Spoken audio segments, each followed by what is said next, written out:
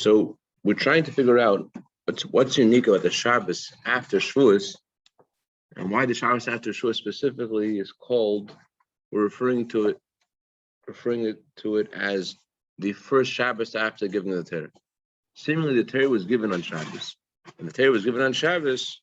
So then, the day the Torah was given is the first Shabbos post Sinai, because they already got the Torah then. So, what's the meaning of this classification of this Shabbos as being the first Shabbos after giving the Torah? And what exactly is the unique quality of the Shabbos?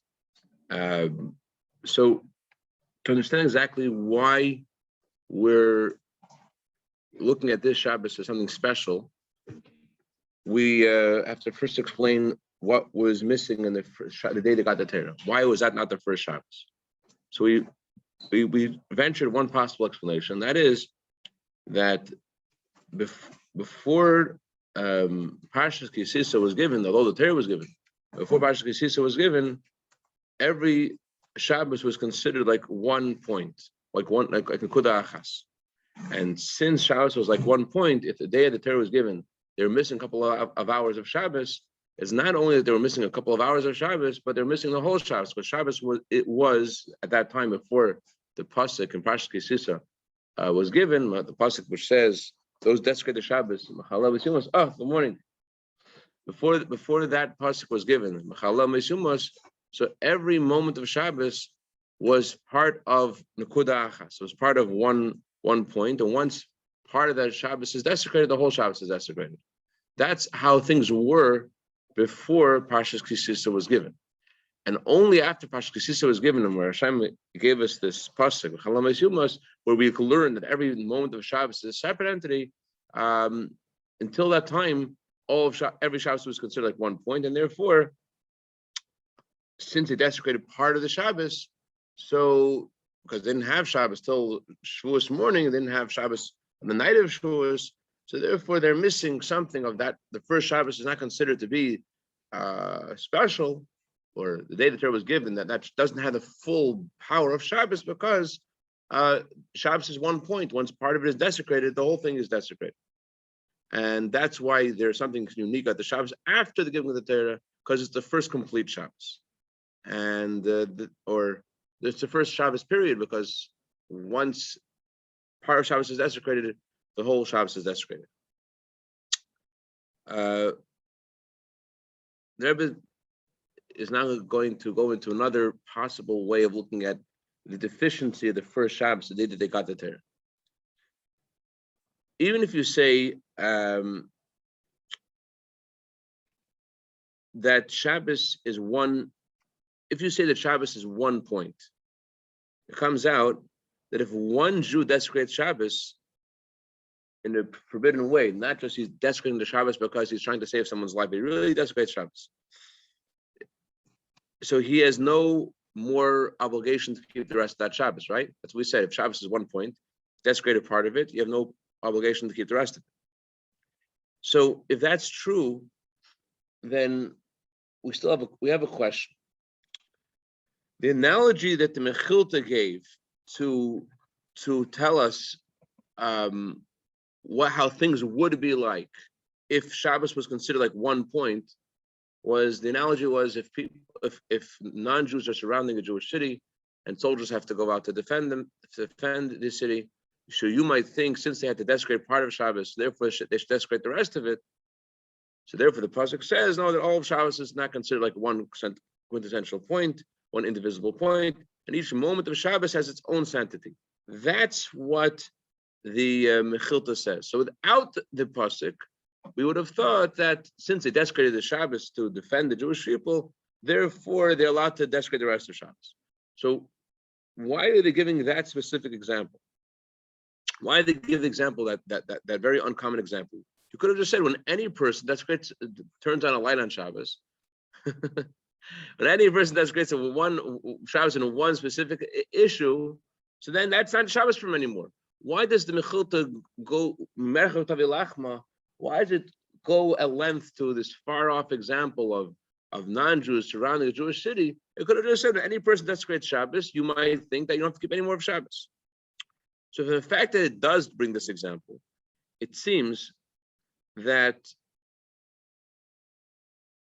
Shabbos having this status of each moment being a separate entity was known also before the pasuk Mechal Meisumas. Before we got Parshas Kisisa, people also knew, it was not just people. That's 2 Torah portions after the giving of the Torah. And that Torah portion, that's where we learn out, it seems, that each moment of Shabbos is a separate entity. But the Rebbe says you must say that this was known before. And regarding an individual who desecrated the Shabbos, he would never have thought that if he desecrated part of Shabbos, he could desecrate the rest of Shabbos, because he's just an individual. The only question was, when a lot of people desecrate the Shabbos together, that's where there would be a svara. That's where there would be a concept of, if you desecrate a part of it, then the whole Shabbos should be desecrated. In other words, before the Torah introduced us to this idea that each moment of Shabbos is a separate entity, we already knew that. What we didn't know was, is this true for an individual only, or is this also true for all the Jewish people? If I desecrate one moment of Shabbos, so I already knew before the Torah told me that I have to keep the rest of Shabbos. But if all the Jewish people go out on Shabbos and they go to fight a war on Shabbos, and they have to, what? So that's where I would think that if I desecrate a part of Shabbos, I don't have to keep the rest of Shabbos. We're making a distinction between an individual and a community. And we're saying that although a person might think that for himself, he knows that each moment of Shabbos is a separate entity, he would think that regards to a community, regards to all the Jewish people, that if they desecrate a part of Shabbos, they can keep the rest. They don't have to keep the rest of it. Bear with me over here. Why are we making this distinction? So in order to know why I'm making a distinction between the individual community, let's look at the following halacha. Halacha is like this. Let's say you're walking in the desert and you don't know what day is Shabbos. What day should you keep Shabbos? So there is an opinion which says, the halacha actually is, you count 6 days from the day that you're in, and the 7th day is Shabbos. And according to the Radvaz, there's a biblical obligation for you to keep that day of Shabbos. So how can you create Shabbos for yourself? According to the Radvaz, it is actually Shabbos. If I would ask you, is it today's Shabbos? I don't know, maybe it's Shabbos, maybe it's not Shabbos, I have no idea when Shabbos is. But actually, it's considered Shabbos for you, not just considered Shabbos rabbinically, it has a biblical status of Shabbos for you.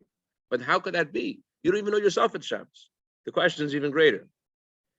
If Shabbos was dependent upon, if Shabbos had a status like all their holidays, which have to do with the Jewish court establishing what day is which, so you could explain that you don't know what day Shabbos is, you don't know what the Jewish court says, so you're doing this according to your own counting, because Shabbos has to do with the counting of the court, and you have your own count because you don't have a court. But since Shabbos is not dependent on a court, we don't need a Jewish court to establish what day is Sunday in order to know what day is Shabbos. Shabbos has to do without any Jewish court establishing what day is Sunday. Shabbos is Shabbos. So therefore, a question is, how can my counting of Shabbos, I'm lost in the desert, I don't know what Shabbos is, how can my counting 6 days create the day of Shabbos? So from the fact that this is the halacha, that indicates that Shabbos has to do with the 7th day of a Jew's counting. You don't actually have to count the days. You don't have to say today's 1 day, today's 2 days, today's the 7th day. It's enough that the Jewish people know what day it is. Not like Sfira Sa'emer, where if you traveled during the days of Sfira and you went to Australia, so then there's a halacha question about when your 50th day is. Regarding Shabbos, as long as it's known this is the 7th day, it's enough. But when there was no counting of the days of the week, there was no even automatic counting because you were lost in the desert. So let's say all the Jewish people suddenly had amnesia, chas v'shalom, and they forgot what day is which. Or, hey, Marcus, Shalom Aleichem.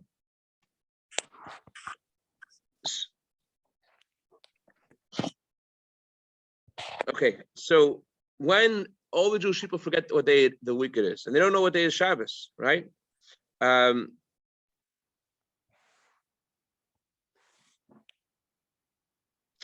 If then the Shabbos does not have the same status. Okay, if all the Jewish people don't count the days of the week, even when I say they don't count it, I mean they don't even are not even conscious of it in any way. This is the seventh day. Everyone forgot what day of the week it is. I don't know if the Reform Community knows that. They know what day of the week it is. See, people actually don't know what day of the week it is. They forgot that everyone forgets what day is it today. Nobody knows. You know what I'm saying? So we just want to prove a point over here. So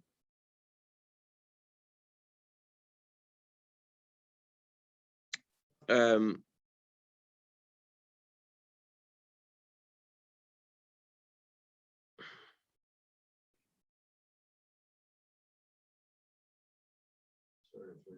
problem. So even if they count a certain day as a seventh day, one second.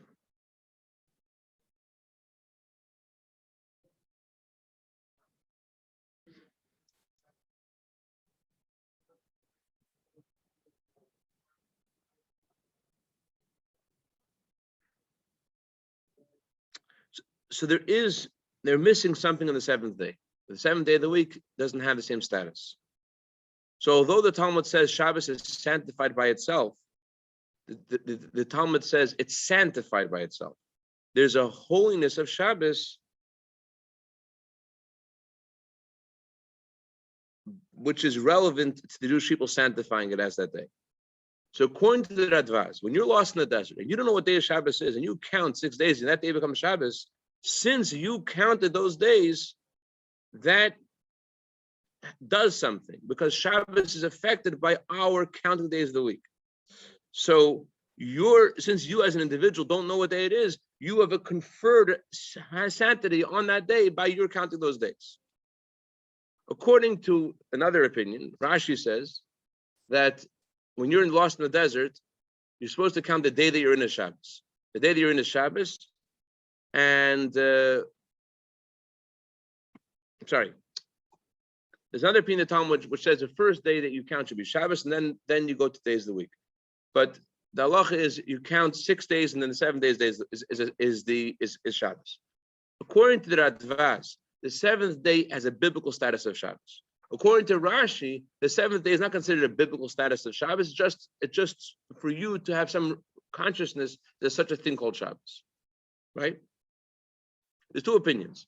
When you're lost in the desert, you have to count 6 days. The seventh day is Shabbos. What is the status of that seventh day? Is that seventh day a biblical obligation to keep Shabbos, or is it a rabbinical obligation? Is it something which is just meant to remind you that such a thing called Shabbos, or does this day actually have the status of holiness? According to the Advaz, it has a status of holiness. According to Rashi, it's just a day so you should remember there's such a thing called Shabbos while you're in the desert. So even according to Rashi, one second, even according to Rashi, that it's just a day of remembrance, that you should know that there's such a thing called Shabbos. You have to say that you're not just keeping this day as a sign, but you have a rabbinical day of Shabbos, not a biblical day of Shabbos, but there's now for you have a day which is considered Shabbos for you from a rabbinical perspective. Proof. If the whole purpose of you keeping this day was just for you to remember it, but not that there's actually some kind of Shabbos status in it, so then the Gemara will never ask what day you should keep. The fact that the Gemara asks what days you should keep indicates that it's not just about your personal remembrance of Shabbos, but there's actually some day which has some meaning for you because you're counting a certain way.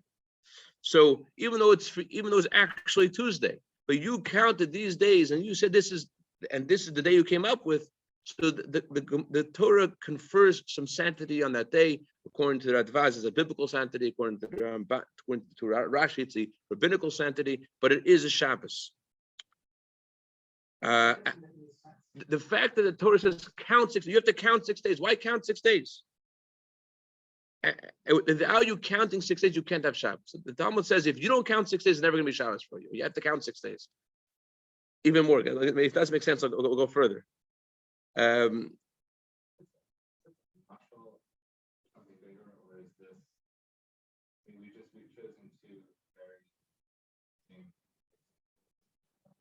We're trying to understand what was missing in the first Shabbos and why we're saying the Shabbos after giving the Torah has a certain status. So what we're saying is that it was what was missing in the first Shabbos was we thought that the difference was that they broke part of Shabbos and therefore the rest of Shabbos is automatically broken, because once you break part of Shabbos, Shabbos is like 1 point. They only received in the middle of Shabbos.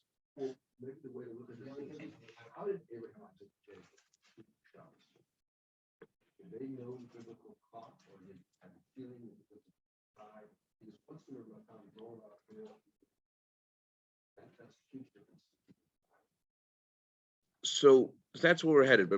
But just parenthetically, I want to point out the Kuzri says that you find some interesting phenomenon in all of civilization, in all human beings, that everyone keeps the 7-day week. There's always has been that way, even time of Avraham, Yitzchak, Yaakov, even time they try to, right? So the reason for this is the Kuzri is a sefer which is an argument for the faith of Israel. So it says you see that the human beings have always kept the 7-day week. This is because that's the way God made the world, in a 7-day week. Anyway, so the Gemara says there's an argument, as I mentioned before, about how to count the days. Rav Huna's opinion I mentioned till now, you count 6 days and 7 days Shabbos. And according to Chia Barav, you should do things not just the way that God, you shouldn't count according to the way that God made the world, that God created for 6 days and the 7th day of Shabbos. Rather, you should do things like the way Adam did. For Adam, what was the first day of his life? The first full day of his life was Shabbos. So therefore, count Shabbos as the first day, and then count the 6 days the week afterwards. So when you're in the desert, you don't know what day it is, count that day of Shabbos. So you have to, it seems that the purpose of you counting the days is,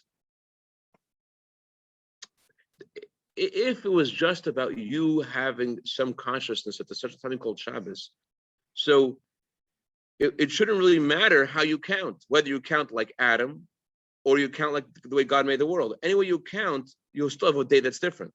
So why does Rav Huna say you should specifically count it this way, and Rav Chia says it's counted that way?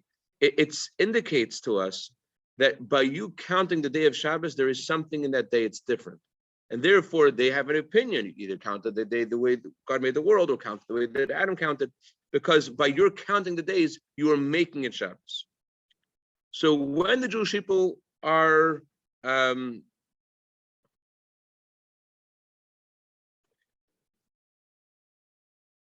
okay, so since we see that the day of Shabbos is established by your personal counting, when you don't know what day it is, and it doesn't go by what the actual number is, it has to go with your personal number. We must say that when the Jewish people do count the correct number, the way the Torah says to count it, they are creating the Shabbos by their counting. They're doing something to the day of Shabbos. So, because if you would say that Shabbos has nothing to do with their number, nothing to do with their counting, so then why would the rabbinical establishment of Shabbos have to do with that counting as well? In other words, whatever the sages say to do is always mirrors the biblical obligation. So even according to Rashi, who says that your personal counting is just a rabbinical thing, it's not a biblical thing, but still the sages always institute every halacha to mirror the biblical one. And therefore, the fact that there's an argument of how to count days of Shabbos and that your counting is what establishes Shabbos for you, that indicates to us that the biblical obligation of Shabbos works in a similar way, and that by all the Jewish people counting days of the week, albeit not verbally and saying day one, day two, but just by them knowing what day it is, that actually makes it Shabbos. Hold on. Okay, go ahead. What's the point of all this? And where are we going with this? Okay, where are we going?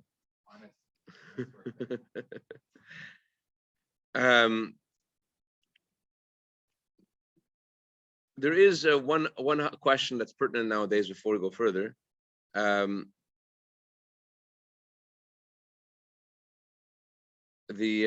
Ragat Shavar says like this. Okay, I shouldn't get into the Ragat Shavar. Homework wants to know what to take home, so I should take something home. What time do you have left? Okay, 5 minutes. Okay, let's do something. It makes you conscious of the fact that divinity is God is manifesting our creation as God. Let's go. In the mitzvahs that God gave us at Mount Sinai, when God gave us mitzvahs at Mount Sinai, he sort of negated all the previous commandments. It wasn't just that he gave us new commandments, he erased all the other ones before. And therefore, the Maimonides says we don't keep the halachas of the Torah because of what was established before Sinai. We only keep them because what God Moshe Rabbeinu told us on Mount Sinai.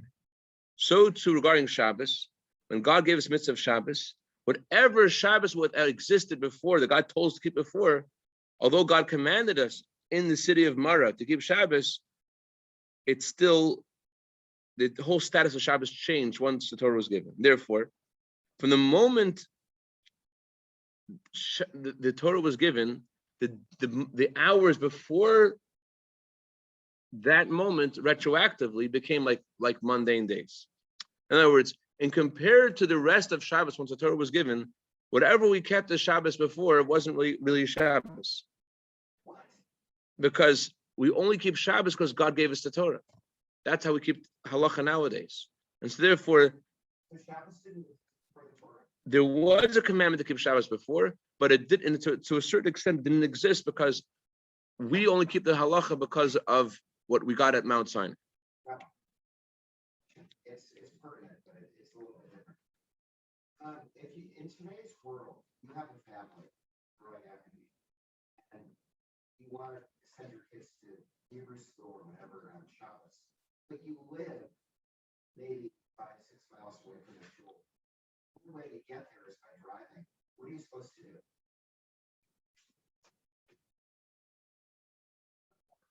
Shul, but you want to get your kids to Hebrew school. Too far away. How are you supposed to get to shul? What do you do if you live in a city and there's no lulav in Esrog? You don't do what? You don't have a lulav. You can't say a bracha. So, but if there is no lulav, there's no lulav there. You can't travel to go to another city to say a bracha on a lulav. You don't have a lulav. You don't have a lulav. No, you're talking about prepare for it. You move. Yeah, but even if you move, you're going to prepare for it anyway. You're going to have Well, Shabbos, you move your house. not that quickly. You're not going to move. Come on, Michael. You're going to. I'm going to move short. It doesn't work that way. Come on. Well, so then you stay home at Shabbos. You don't go to shul. You keep Shabbos. But it's other Shabbos. It's like you. Well, no, you have plenty time to You move. make plans. What is it, 3 months, 6 months? How long does it take you to move? So you're saying because you see this really beautiful house you want to buy, it happens to be a distance from the shul. Yeah, that's You not don't your buy house. that house. That's not your house. It's not your house. It was meant for you. Not your In real estate, there's 3 rules. You know there is 3 rules of real estate, right? Location, location, location. That wasn't yours. Okay. So since the Jewish people, when they got the Torah, they were missing part of Shabbos, so they were also missing the entire Shabbos. And the first Shabbos, they got the Torah, they were missing something of the whole Shabbos because before we got this commandment, Halal Mesumas, Shabbos was one quintessential point, and if you didn't have the whole thing, you didn't have any of it. So what was unique about the mitzvahs that God gave us in Mount Sinai compared to the mitzvahs that we had before Sinai is very noticeable, especially regarding Shabbos. There's a difference in all mitzvahs before Sinai and after Sinai, but regarding Shabbos specifically, we see something different. The Talmud says that all the mitzvahs that our forefathers did for God are considered fragrances But our mitzvahs are considered like oil. Why are their mitzvahs called fragrances? A fragrance has two qualities. Number one, a fragrance isn't a part of the thing that it's a fragrance of. It's just something that extends from that thing. So when you smell something, you're not taking anything away from the thing you're smelling. Number two, if fragrance goes away and nothing remains. And both of these characteristics of fragrance are connected to each other. Because fragrance isn't a part of something, it's just which extends from something. It's not a real entity on its own, so therefore it dissipates.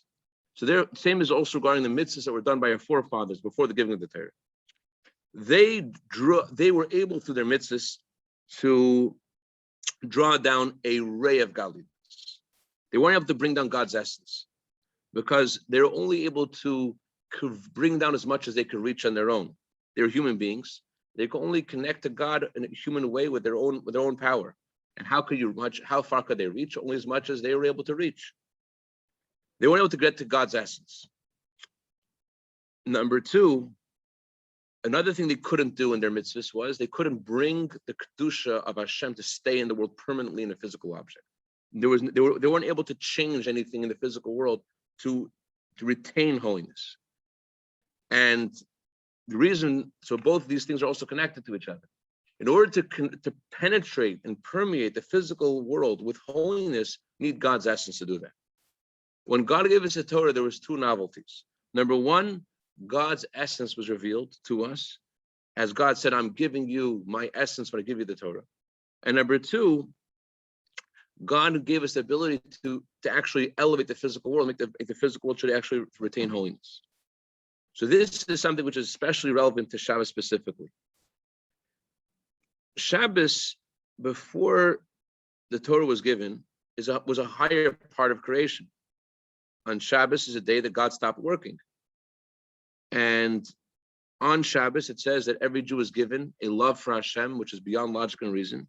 Where that's the meaning of the extra soul we have on Shabbos. Hashem gives us an extra love for him that's beyond something we could reach with our minds. It's not something during the week. If you want to love Hashem, you have to think about what should motivate that love. On Shabbos, Hashem just gives you a love for him beyond logic and reason. And this love for Hashem that you get on Shabbos actually affects your animal soul too. And it says that during the week, you have to fight against your own will to Hashem's will. But on Shabbos, it's different. On Shabbos, it says that there's a pleasure in keeping the Torah, which doesn't exist during the week. And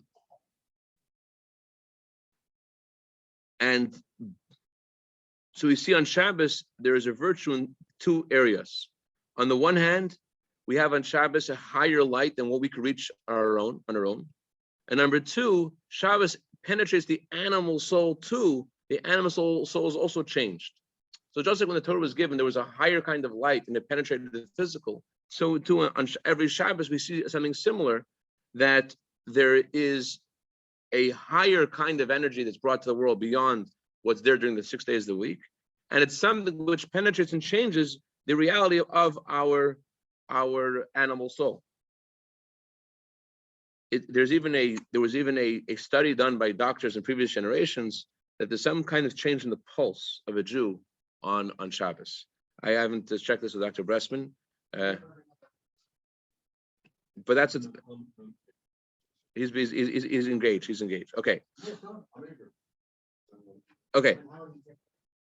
This is what the Rebbe brings down, the name of the Mittler Rebbe. Okay. So since this novelty that occurred on Shabbos existed,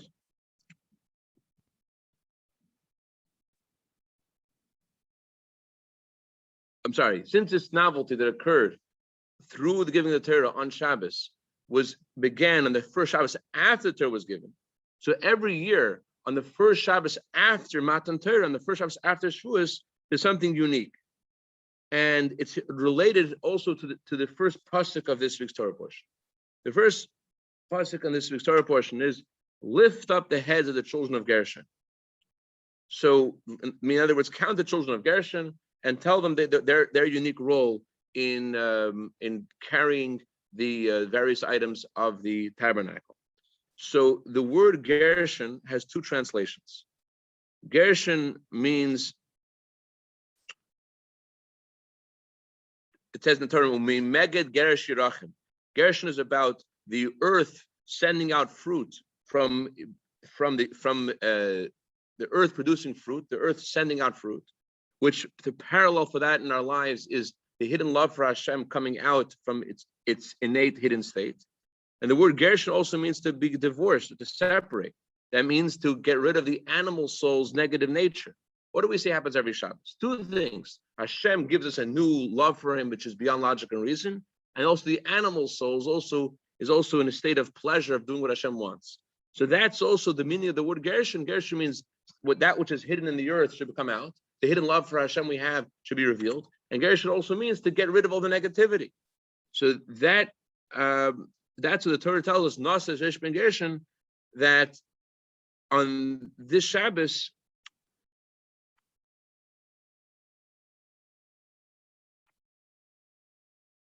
okay, in short, Nasa Shesh Ben Gershon means that even though you're in a state of Gershon, there has to be something more. Nasa Shesh, you have to be elevated to a higher state. And Gam Haim,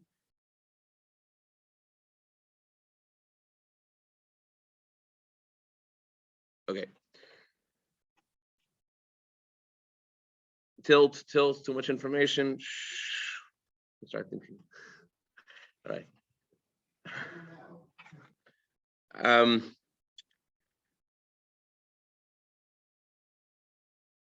There's a lot, very, very deep talk of the Rebbe. I don't want you walking away confused.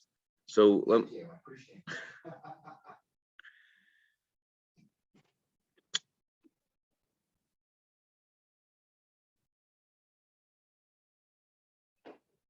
what we're saying is that every Shabbos mirrors what Torah is all about. What is Torah all about? Bring a higher level of sanctity to the world in a way that transforms the world. And therefore, this Shabbos, there's the novelty. The first Shabbos after giving the Torah has that as well. And every year there's a renewal of the power of Shabbos to Shabbos. So let's be elevated to Shabbos and to accept this new light of Hashem that's going to give us a Shabbos and transform all the negativity inside ourselves and around us to be the way it's supposed to be. L'chaim. Is this Shabbos? L'chaim. Any Shabbat shalom.